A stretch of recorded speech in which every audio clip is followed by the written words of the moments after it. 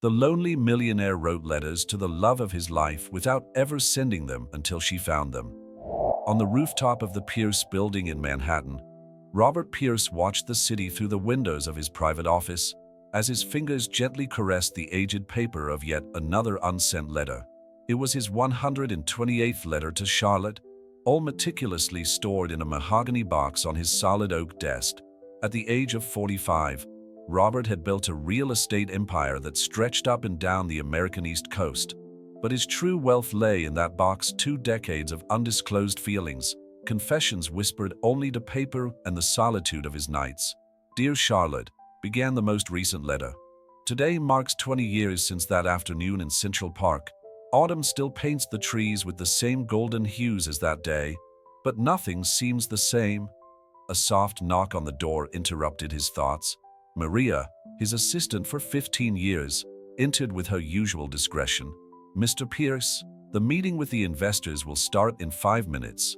Robert carefully folded the unfinished letter and put it in the box. "Thank you, Maria. I'll be there in a moment." Maria hesitated in the doorway, watching her boss with the same maternal concern she had developed over the years. "Are you all right? You seem more pensive than usual today."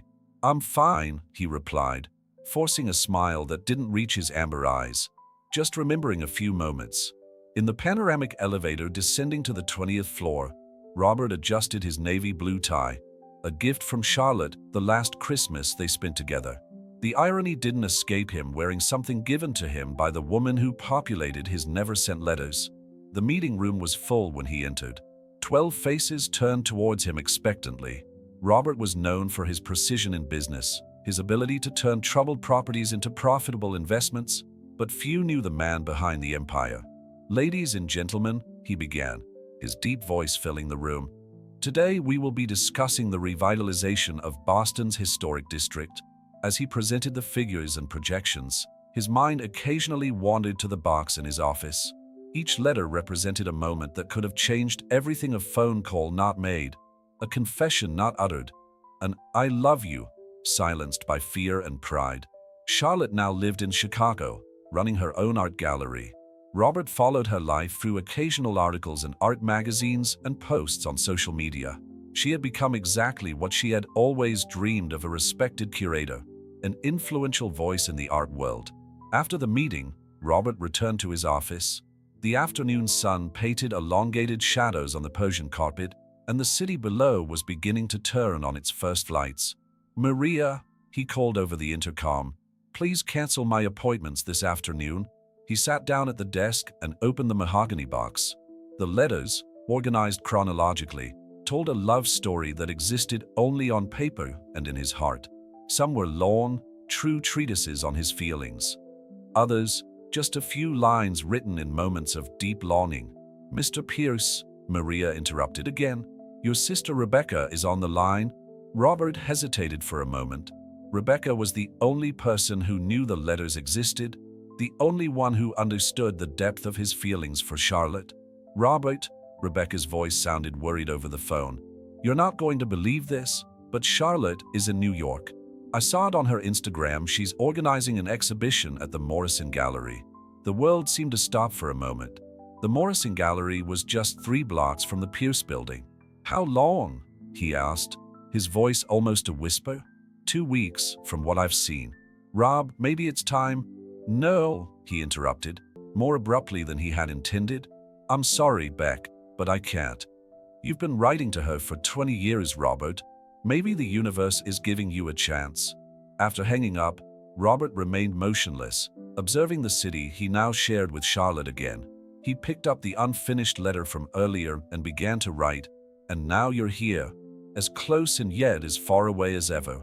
Sometimes I wonder if fate has a peculiar sense of humor, bringing you back just when I thought I'd learned to live with your absence." Night fell over Manhattan, and the city lights created a kaleidoscope of colors through the windows. Robert continued writing, pouring 20 years of guarded love onto paper, while 3 blocks down, unaware of it all, Charlotte was supervising the setting up of her exhibition. Maria found her boss still in the office when she arrived the next morning. The mahogany box was open, letters scattered on the desk, and Robert was asleep in his armchair. a crumpled sheet of paper in his hand. Fate had brought Charlotte back to New York, but the letters remained in their mahogany prison, silently guarding the secrets of a heart that had never learned to stop loving. The next morning, the city was shrouded in a thin layer of autumnal mist. Robert watched through the window of his car as his driver, James, drove through the streets of Manhattan. His thoughts were still fixed on the letters in the mahogany box, now locked in his drawer. "Sir, there's a traffic jam on Fifth Avenue. I suggest we take an alternative route," said James, interrupting his musings. "No," replied Robert, adjusting his posture. "Stick to this route." He knew very well why he insisted on the longer route. The Morrison Gallery was on Fifth Avenue, and a part of him, the part that was still dreaming like a young man in his 20s, was hoping to catch a glimpse of Charlotte. As the car moved slowly through the traffic, Robert remembered the first time he saw Charlotte, 2 decades ago. It was an autumn afternoon in Central Park, and she was photographing the trees with an old analog camera. Her auburn hair danced in the wind, and she seemed completely absorbed in her work. The sound of a horn brought Robert back to the present. Through the car window, he saw the facade of the Morrison Gallery. His heart stopped momentarily when he noticed a woman in a beige coat coming out of the building. But it wasn't Charlotte. "Mr. Pierce," Maria's voice sounded on her cell phone. "Reminder of the meeting with the Boston developers in an hour." "Thanks, Maria. I'll be in the office in 15 minutes. At the Pierce building, Robert immersed himself in his work, trying to push away thoughts of Charlotte's proximity. However, during the video conference with Boston, his eyes kept straying to the drawer where he kept the box of letters. "The Historic District project is promising," said one of the developers, "but we need to discuss preservation restrictions." Robert forced himself to focus on the discussion, but his mind constantly betrayed him. He remembered how Charlotte used to passionately defend the preservation of historic buildings, how her eyes would sparkle when she talked about the importance of art in urban architecture. After the meeting, Rebecca called again. "Rob, you won't believe it. Charlotte posted about an opening event at the gallery next week. It's an exhibition on love and time in contemporary art." Robert felt his stomach turn. "Beck, please. No, listen to me. I got 2 invitations. As curator of the Whitney Museum exhibition, it would be strange if I didn't attend. And you, as an important patron of the arts in New York." "Rebecca," he interrupted, his voice tense, "I can't. 20 years, Robert. 20 years of writing letters you never sent. How much longer are you going to go on living like this?" The question hung in the air like an accusation. Robert hung up the phone and walked over to the window. Below, the city continued its frenetic pace, oblivious to the turmoil in his heart. Maria entered silently with a cup of coffee. "Mr. Pierce, I found this on your desk last night." She held out a yellowed envelope. Robert recognized it immediately. It was one of the letters he had left on the desk. His heart raced. "Thank you, Maria. You can leave it on my desk." When his assistant left, Robert opened the envelope with trembling hands. It was a letter from 5 years ago, written on the night he had learned of the success of Charlotte's first solo show in Chicago. "Dear Charlotte, today I saw your name in the headlines of the art world. Your dream has finally come true, just as you always said it would. I remember our conversations about modern art in the little cafe in your MoMA, how your eyes lit up when you talked about Rothko and Pollock." Robert folded the letter carefully. He picked up his phone and, after a moment's hesitation, typed a message to Rebecca. "When is the opening event?" The reply was almost immediate. "Thursday, 7 p.m. Are you going?" Robert didn't reply. Instead, he opened his drawer and took out the mahogany box. One by one, he began to reread the letters, each word an echo of feelings kept for so long. At 6 in the evening, Maria found him still absorbed in the letters. "Mr. Pierce, your dinner with the investors." "Cancel it," he said, without raising his eyes. "Cancel all appointments this week after 5. Maria nodded, a small smile on her lips. In 15 years, she had never seen him cancel appointments like that. That evening, Robert wrote his 129th letter. "Dear Charlotte, fate has a peculiar sense of humor. After 2 decades of writing these letters, you're only 3 blocks away. Maybe it's time these words found more than paper and ink. Maybe it's time to face the fear that has kept me from sending them all these years." the letter remained unfinished on his desk, along with the decision that could change everything. On Thursday, at 7 p.m., the opening event of the exhibition, Love and Time in Contemporary Art, would begin at the Morrison Gallery. And for the first time in 20 years, Robert Pierce was considering turning his written words into spoken words. The week progressed with torturous slowness for Robert. Each morning began with the same ritual: opening the mahogany box, rereading a few random letters, and contemplating the possibility of attending the opening of Charlotte's exhibition. The words written over 2 decades now seemed heavier, more urgent. On Wednesday, 2 days before the event, Maria came into the office with a worried expression. "Mr. Pierce, Miss Rebecca is here. She insists on seeing you, even without an appointment." Before Robert could reply, Rebecca burst through the door, her heels echoing on the marble floor. "Rob, you won't believe what I found out." Robert watched his sister, noticing the excitement in her green eyes, so similar to his own. "Beck, I'm in the middle of a—" "Charlotte never got married," Rebecca interrupted, dropping herself into one of the leather armchairs. "All these years, you assumed she'd moved on, but she never got married." The silence that followed was deafening. Robert felt the weight of these words like a physical blow. His hands instinctively found the drawer where he kept the box of letters. "How did you find out about this?" he asked, his voice low and controlled. "I did my research. As a curator, I have access to the artist's biographical information. Charlotte has devoted her life entirely to art. There are rumors in the art world about how she has always kept everyone at a distance, focused only on her work." Robert stood up and walked over to the window, his back to Rebecca. The city below continued its frenetic pace, oblivious to the whirlwind in his heart. "That doesn't change anything, Beck," he said at last. 20 years have passed. We're different people now." Rebecca moved closer, putting a hand on his shoulder. "You've changed as little as those letters in your drawer, Rob. You're still the same man who started writing them." Maria reappeared discreetly. "Mr. Pierce, the Morrison Gallery called. They'd like to confirm your presence at the opening event." Robert and Rebecca exchanged glances. "How do they know?" he began. "I put your name on the list," Rebecca admitted. "As an important patron of the arts in New York, it would be strange if you didn't attend." "Beck, you didn't have that right." "Actually, I did. As your sister, as someone who watched you build an empire while keeping your heart in a mahogany box, I had every right." Robert returned to his desk and opened the drawer. He took out the last letter he had written, still unfinished. The words seemed to dance on the paper. "Maybe it's time these words found more than paper and ink." "Maria," he called over the intercom, "please confirm my presence at the Morrison Gallery event." Rebecca smiled, but her smile disappeared when she saw her brother's serious expression. "There's something you need to know," said Robert, opening a different drawer. "Do you remember that summer on Martha's Vineyard, when Charlotte and I broke up?" Rebecca nodded. That summer had marked the beginning of the letters. "It wasn't just a disagreement about different careers," he continued, opening the folder. "There was more, much more." Inside the folder was a yellowed newspaper clipping. The headline announced the bankruptcy of the small art gallery owned by Charlotte's parents.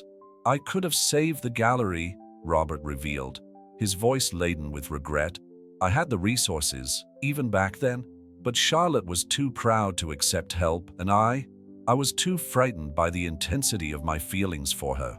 Rebecca picked up the clipping, reading the details of the bankruptcy that had forced Charlotte to abandon her dreams in New York and start again from scratch in Chicago. "That's why you let her go," Rebecca whispered, finally understanding. "It wasn't just fear of commitment. It was cowardice," Robert corrected.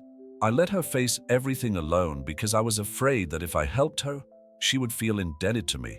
I wanted her to love me for who I was, not for what I could offer. And now she's built it all herself," Rebecca added. "Exactly as it should be," said Robert, a sad smile on his lips. "She proved that she didn't need me or anyone else."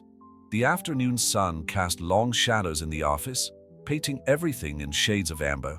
Robert picked up the mahogany box and began to organize the letters chronologically.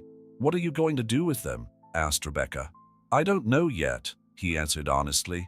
"But on Thursday, when I see you again after 20 years, I'll know whether these words should remain silent or finally find a voice. Maria entered once again, carrying an elegant envelope. Your confirmation for the event, Mr. Pierce. And, she hesitated, I found this in the archives. It was an old photograph showing Robert and Charlotte in Central Park, both young and smiling, the whole world ahead of them. Robert took the photograph carefully, as if it were made of crystal. Thank you, Maria. When he was alone, Robert began to write what would perhaps be his last letter. Dear Charlotte, in 2 days, our paths will cross again. 20 years of unspoken words weigh heavily on my conscience. Each letter in this box is a piece of my heart that I have kept in silence.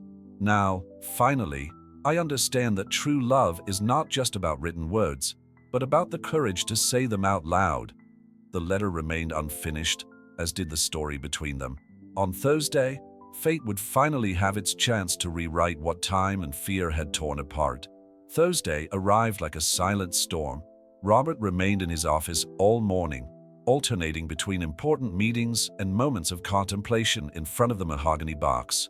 The letters, silent witnesses to 2 decades of undeclared love, seemed heavier than ever. Mr. Pierce, Maria entered with her usual discretion. Your sister Rebecca has sent the suit you requested for this evening.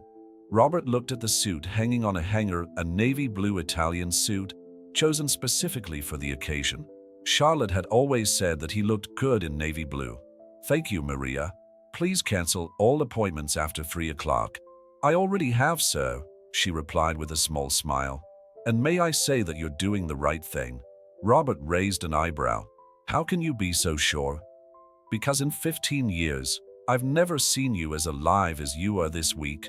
Maria's words echoed in his mind as he prepared for the evening. In his penthouse apartment on the Upper East Side, Robert was adjusting his tie in front of the mirror when Rebecca arrived. You're late, she announced, entering unceremoniously. The exhibition starts in an hour. We still have time, he replied, although his hands were shaking slightly as he buttoned his shirt cuffs. Rebecca noticed the mahogany box on the coffee table. Are you going to take them? I haven't decided yet, Robert admitted, turning to face his sister. How can I explain 20 years of unsent letters? Maybe you don't need to explain. Maybe you just need to be there. The drive to the Morrison Gallery was silent. James, the driver, could sense the tension in the air and kept the radio off. The city lights were starting to come on, painting Manhattan with their characteristic glow. When they arrived, Rebecca squeezed her brother's hand. Remember, you're not that scared young man from 20 years ago. You're Robert Pierce, and you've loved her enough to write her a letter a week for 2 decades. The interior of the gallery was elegantly decorated. Contemporary works of art adorned the white walls, each exploring different aspects of love and time. Robert recognized a few pieces by artists he himself had collected over the years. Mr. Pierce, the gallery director greeted him. What an honor to have you with us this evening. Miss Bennet will be delighted to know you've come. Robert felt his heart leap. Charlotte is, she's on the 2nd floor, overseeing the last details of the main installation. Rebecca gave her brother a gentle push on the back. Go on, I'll take care of the social formalities down here. Climbing the stairs, Robert felt every beat of his heart. The mahogany box, which he had decided to bring at the last moment, weighed like lead in his hands. On the 2nd floor, the lighting was softer, creating an intimate atmosphere. And then he saw her. Charlotte was on her back, adjusting the lighting on a sculpture. Her hair, still auburn but now with a few silver strands, was tied up in an elegant bun. She was wearing a simple black dress that Robert immediately recognized as her trademark at important events. Before he could decide whether to advance or retreat, Charlotte turned around. Time seemed to freeze. 20 years of unsent letters, unspoken words, guarded feelings, all condensed into a single moment of mutual recognition. Robert? Her voice was exactly as he remembered it, perhaps a little softer with age. Hello, Charlotte, he managed to say, his own voice huskier than usual. She took a step towards him, then stopped, as if uncertain of the proper proximity after so long. Her eyes, those same honey-colored eyes that had pursued him for 2 decades, noticed the mahogany box in his hands. You haven't changed much, she commented, a slight tremor in her voice. You haven't either, he replied, struggling to keep his composure. A heavy silence settled between them, laden with the weight of 20 years' absence. Robert squeezed the mahogany box, feeling each letter inside like a piece of his exposed heart. Your exhibition is magnificent, he finally said, looking around to break the tension of the moment. Thank you. It's about love and time. She paused, a wistful smile on her lips. Ironic, isn't it? Charlotte, Mr. Pierce, interrupted a gallery assistant. Sorry to intrude, but the press is coming and we like some photos with the main patrons. Charlotte gave him an apologetic look. Duty calls. But maybe we can talk later. Robert nodded, unable to trust his voice at that moment. When she walked away with her assistant, he finally took a breath, realizing that he had been holding his breath throughout the meeting. Rebecca tracked him down minutes later, finding him still standing in the same place, the mahogany box firmly held in his hands. How was it? She's even more beautiful, was all he managed to say. The evening progressed, and Robert watched Charlotte from afar, watching her interact with our critics, collectors, and journalists. She was in her element, just as he had always known she would be. The small gallery that had gone bankrupt 20 years ago now seemed like a distant nightmare in the face of the success she had built on her own. The exhibition is about how love transcends time, Charlotte explained to a group of critics. How some feelings persist, even when we try to leave them behind. Their gazes met briefly across the room, and Robert felt the weight of the letters in his hands like never before. Every word written over the years seemed to pulse inside the box, yearning to be released. The night was still long, and fate still had much to reveal. The mahogany box, silent witness to a love kept for so long, was waiting for the right moment to give up its secrets. The night in the Morrison Gallery progressed like a fever dream. Robert watched Charlotte from afar, the mahogany box weighing heavy in his hands like a silent testimony to 2 decades of undeclared love. With every movement she made through the gallery, every smile she shared with guests, his heart oscillated between the urge to get closer and the impulse to run away. You can't stand here all night, whispered Rebecca, materializing next to him with 2 glasses of champagne. Take this, it'll help with the nerves. Robert accepted the glass, but didn't drink. His eyes remained fixed on Charlotte, who was now explaining the significance of a particularly intriguing installation, a series of antique clocks arranged in a spiral, each marking a different hour. Time is relative, she told the onlookers, especially when it comes to love. Some moments last forever, while decades can pass like a sigh. The words hit Robert like arrows. Inside the mahogany box, each letter seemed to pulse with renewed urgency. 20 years condensed into paper and ink, each word carefully chosen to express what his heart had never been able to say out loud. Mr. Pierce, approached the gallery director. Forgive the intrusion, but Miss Bennet has expressed an interest in discussing some specific pieces with you. She is waiting for you in the Winter Garden. The Winter Garden was an intimate space on the 3rd floor of the gallery, with glass walls offering a panoramic view of Manhattan. Robert climbed the stairs, feeling every beat of his heart, the mahogany box still firmly in his hands. Charlotte was alone, gazing at the city lights. Her profile against the New York night sky was a sight Robert knew he would treasure forever. You're still carrying that box? She observed without turning around. It must be something important. Robert approached, stopping a few steps away. They're souvenirs. Of us? She asked, finally turning to face him. Of me, he replied. Of who I was. Of who I became. Of everything I never said. A heavy silence settled between them, laden with 2 decades of unspoken words. The city lights twinkled like earthly stars, bearing witness to this moment suspended in time. You know, began Charlotte, her voice soft, when I designed this exhibition about love and time, I thought a lot about us, about how some stories never seem to find their right moment. Charlotte, No, she interrupted him gently. Let me finish. For 20 years, I've built my life away from here. I turned the bankruptcy of my parents' gallery into motivation to grow up, but I never, she hesitated, never really managed to leave New York behind, leave you behind. Robert felt his heart racing. The mahogany box seemed to burn in his hands. "Your parents' gallery," he began, his voice trembling. "I could have helped. I had the resources, even back then. But I was too proud to accept help," she added, a sad smile on her lips. "And you were too sensitive to offer without me asking." "Forgive me," whispered Robert. Charlotte approached, her eyes fixed on the mahogany box. "What's in there, Robert?" It was time. 20 years of waiting, of words saved, of feelings preserved in paper and ink. Robert opened the box with trembling hands. "They're letters," he revealed. "One letter a week for 20 years. All to you." Charlotte held her breath, her wide eyes fixed on the hundreds of envelopes arranged chronologically. "You've been writing to me all this time?"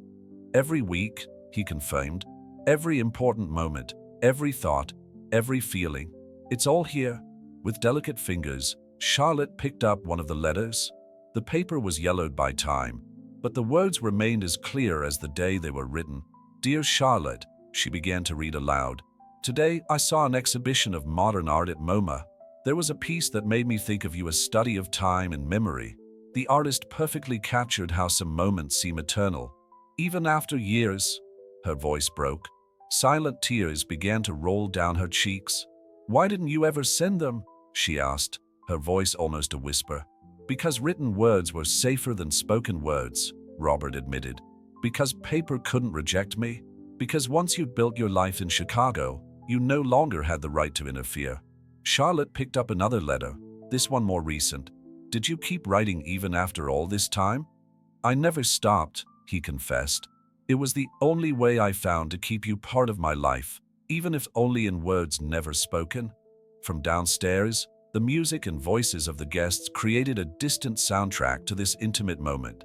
Charlotte held the letters as if they were fragile treasures, each one a fragment of the time they had lost. "Robert," she said at last, "do you remember what you said to me that last afternoon on Martha's Vineyard?" He nodded. "You said that sometimes love isn't enough. And you believe that to this day?" The question hung in the air between them, loaded with 2 decades of unrealized possibilities. Robert looked at the box of letters, at every word written in the silence of his lonely nights. "No," he finally answered, "I don't believe in it anymore." Charlotte took a step towards him, still holding the letters against her chest. "Then maybe," she said softly, "it's time to stop writing and start talking." The lights of Manhattan watched in silence as 2 hearts, separated by 20 years of unspoken words, finally found their way back to each other. The mahogany box, guardian of so much silent love, waited to see if its words would finally be given voice. Dawn was already advancing over Manhattan when the last guests left the Morrison Gallery. Charlotte and Robert remained in the Winter Garden, surrounded by hundreds of letters scattered across the marble floor. Each open envelope revealed a new layer of 2 decades of silent love. "This is from when you won the Curator's Choice Award in Chicago," said Robert, holding up a letter dated 5 years ago. "I watched the broadcast online. You were wearing an emerald green dress." Charlotte smiled, her eyes misty. "Do you remember that?" "I remember everything," he admitted. "Every exhibition, every achievement, every moment I wished I could be there to celebrate with you." Rebecca had discreetly ensured that no one interrupted them, keeping the gallery staff busy with the closing of the event downstairs. The distant sound of glasses being collected and furniture being rearranged created a surreal soundtrack to this moment suspended in time. "This," Charlotte picked up another letter, "is from when my father died." Her voice trembled slightly as she read, "Dear Charlotte, today the pages of the newspapers brought the news that broke my heart. I wanted to be by your side, to hold your hand during the funeral, to tell you that your father was proud of the strong woman you had become. I even bought a ticket to Chicago," Robert revealed. "But at the last moment, you were afraid," she added, without accusation in her voice. "Not of you," he clarified, "of myself, of not being able to leave again after seeing you." Charlotte stood up and walked over to the window. The city glowed under the night sky, millions of lights telling their own stories of love and loss. "You know what's ironic? I used to write to you too." Robert felt his heart stop. "You what?" Not letters, she continued, still with her back to him. They were more like a diary. Every time something important happened, I wrote as if I were telling you about it. About the gallery, about the exhibitions, about, she hesitated, about how your absence never stopped hurting. Robert stood up, approaching her cautiously. Charlotte, when my parents' gallery went bankrupt, she interrupted him, turning to face him. You were right. I was too proud to accept help. But that wasn't all. I was afraid. Afraid of what? That if you saved me, I'd never be able to see myself without you again. That your help would become a debt that I would carry forever, not out of obligation, but out of love. The words hung between them like autumn leaves, laden with long-held truths. Robert took another letter from the pile, this one more recent. Dear Charlotte, he read, today I passed by your parents' old gallery. The building has been demolished to make way for a modern cafe. But in my memory, I can still see you there, organizing exhibitions with such enthusiasm, dreaming of the future you've now built on your own. Did you visit the place? Every month, he admitted. It was my way of connecting with you, with our past. Charlotte moved closer, gently taking the letter from his hands. Their fingers touched briefly, sending shivers through both of their bodies. Why now, Robert? Why did you decide to show me these letters after all this time? Because when I heard you were in New York, I realized I didn't want to spend another 20 years writing about what might have been. Because each letter in this box is a piece of my heart that I've kept in silence, waiting for the right moment. And is this the right moment? I don't know, he answered honestly. All I know is that I can no longer carry these words alone. Rebecca appeared silently in the doorway to the winter garden. Sorry to interrupt, but the gallery has to close in 15 minutes. Charlotte looked at the letters scattered on the floor. It'll take a while to organize them again. Leave them with me, Robert offered. Or rather, he hesitated, gathering his courage, take them with you. Read them. Meet the man who never stopped loving you, even when he didn't have the courage to say it out loud. Charlotte's eyes filled with tears. Robert, I don't know if… You don't have to decide now, he interrupted her gently. The letters have waited 20 years. They can wait a little longer. Rebecca helped them collect the letters, returning them to the mahogany box.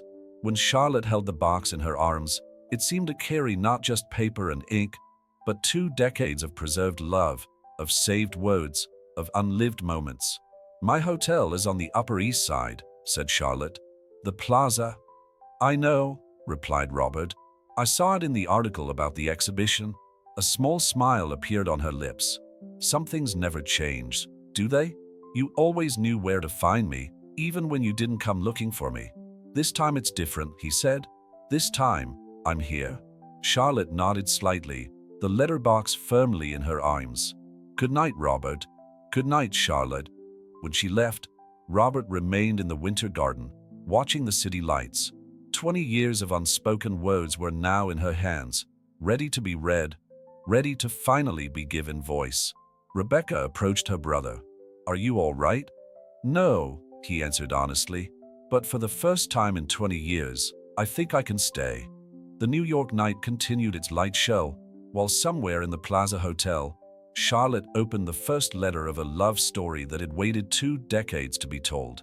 The night turned into dawn as Charlotte sat in her suite at the Plaza Hotel, surrounded by hundreds of letters spread out on the king-size bed. The mahogany box, now empty, rested on the table by the window, a silent witness to her discoveries. Dear Charlotte, she read quietly, the words of a letter from 15 years ago trembling in her hands. Today, I saw your first solo exhibition announced in Chicago. I've bought a plane ticket 3 times this week, but I can't muster up enough courage to use any of them. How can I show up after all this time? How can I explain that every painting I collect is chosen with you in mind? Tears stained the yellowed paper as she reached for another letter. This one more recent. Robert's handwriting remained the same, strong, decisive, but with a softness in the curves that few would notice. A soft knock on the door startled her. It was Rebecca, still wearing the dress from the vernissage. I thought you might want some company, she said, entering with 2 cups of tea. Or at least someone to help you process all this. Charlotte gratefully accepted the cup, the scent of chamomile filling the air. How did he do it, Beck? How did he manage to keep so much love alive for so long? Rebecca sat on the edge of the bed, careful not to disturb the sea of letters. Robert has always been like that.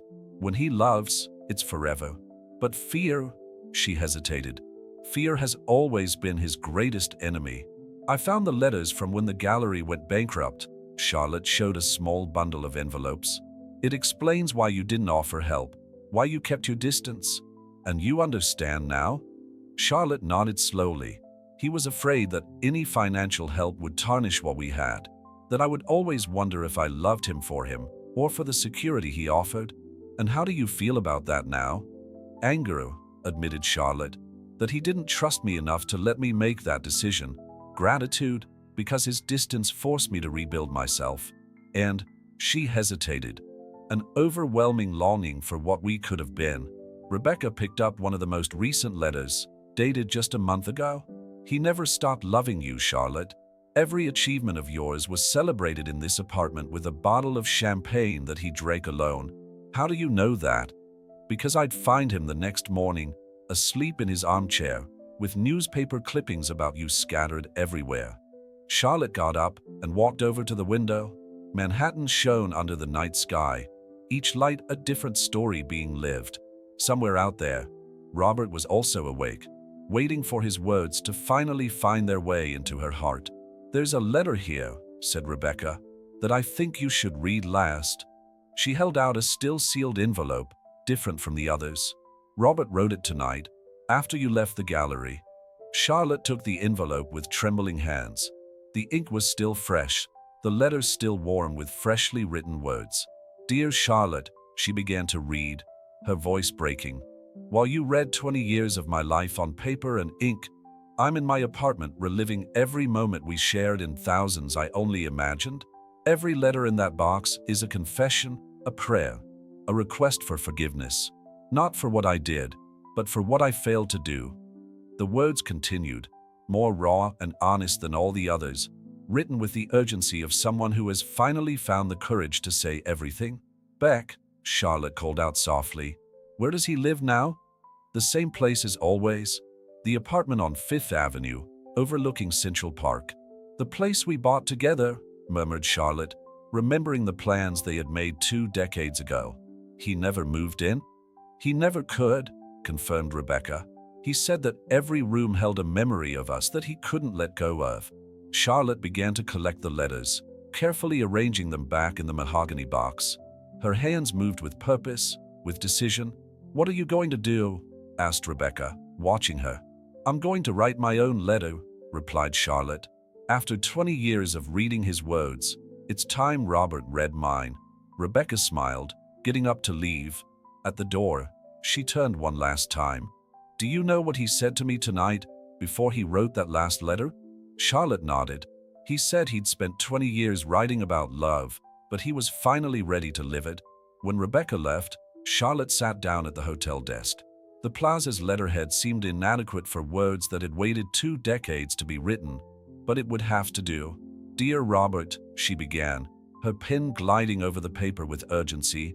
I spent the night reading your life in letters, discovering a love that existed parallel to my own, separated only by the fear and pride we shared.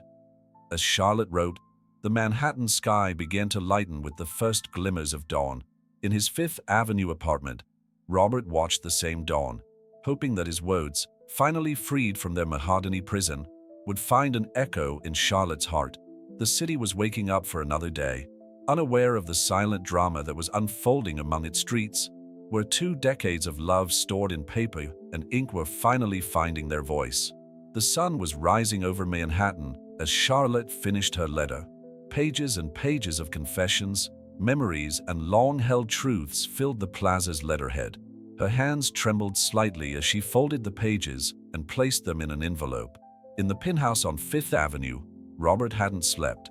He spent the night rereading copies of the letters he had kept over the years, each word an echo of the love he had never been able to express out loud.